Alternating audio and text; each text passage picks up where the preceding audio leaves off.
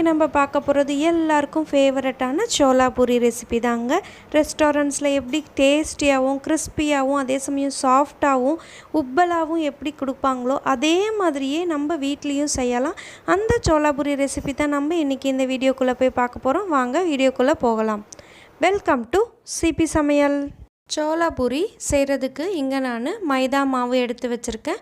2 tumbler அளவுக்கு மைதா மாவு எடுத்திருக்கேன். இது கிட்டத்தட்ட 10லேருந்து 12 சோலா பூரி அளவுக்கு வரும் இந்த டம்ளரில். இப்போ இந்த சோலா பூரிக்கு தேவையான அளவு நம்ம உப்பு சேர்த்துக்கலாம். அதோட 1 டீஸ்பூன் அளவுக்கு சுகர் சேர்த்துக்கலாம்.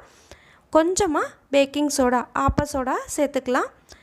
சோலா பூரி நல்லா கிறிஸ்பியாக வரணும் அப்படின்றதுனால நான் இங்கே 2 டேபிள் ஸ்பூன் அளவுக்கு ரவா சேர்த்துருக்கேன். 1 டம்ளருக்கு 1 டேபிள் ஸ்பூன் அளவுக்கு.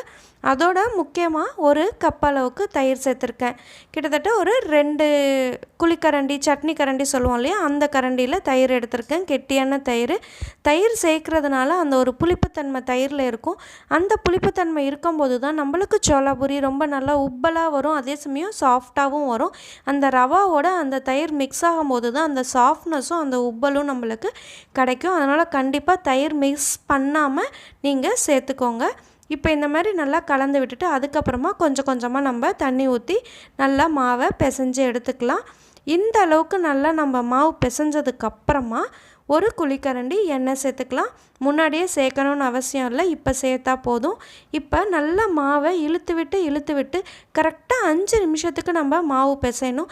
எந்த அளவுக்கு மாவு பிசைகிறோமோ அந்த அளவுக்கு நம்மளுக்கு சாஃப்டாகவும் வரும், நல்லா உப்பலாகவும் நம்மளுக்கு சோலா பூரி கிடைக்கும். இப்போ நம்ம இந்த அளவுக்கு பிசைஞ்சதுக்கப்புறமா இதை ஒரு 1/2 அன் ஹவர் மினிமம் ஊறணும்.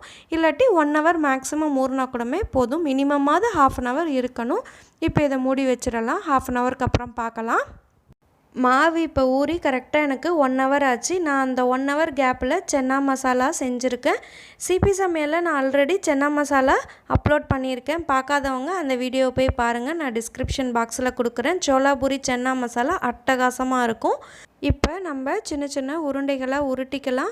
நம்ம வானலியில் இருக்கிற எண்ணெய்க்கு தகுந்த மாதிரி நம்ம சைஸை எடுத்துக்கணும். எந்த அளவுக்கு பெரிய வானலி எடுக்கிறீங்களோ அதுக்கு தகுந்த மாதிரி பெருசாக நம்ம எடுத்துக்கலாம். நான் இன்றைக்கி மீடியம் சைஸ் வானலி தான் எடுத்திருக்கேன், அதனால் நான் இந்த சைஸில் உருட்டி எடுத்திருக்கேன்.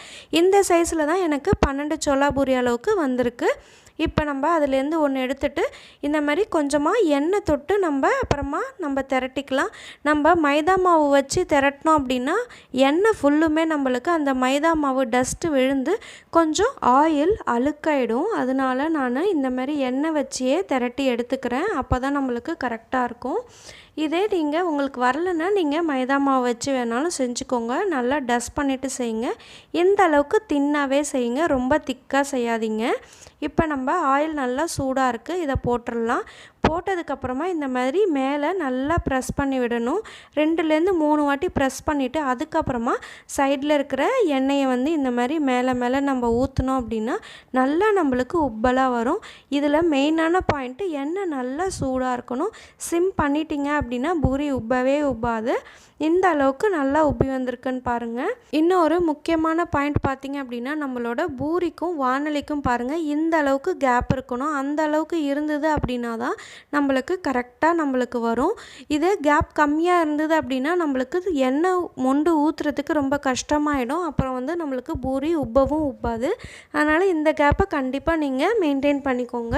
நான் இன்னொன்றும் செஞ்சு காட்டுறேன் பாருங்கள். சோலா பூரி ரொம்ப திக்காகவும் இருக்கக்கூடாது, ரொம்ப தின்னாகவும் இருக்கக்கூடாது, திட்டமாக இருக்கணும். இந்த மாதிரி அப்போ தான் நம்மளுக்கு கரெக்டாக உப்பி வரும்.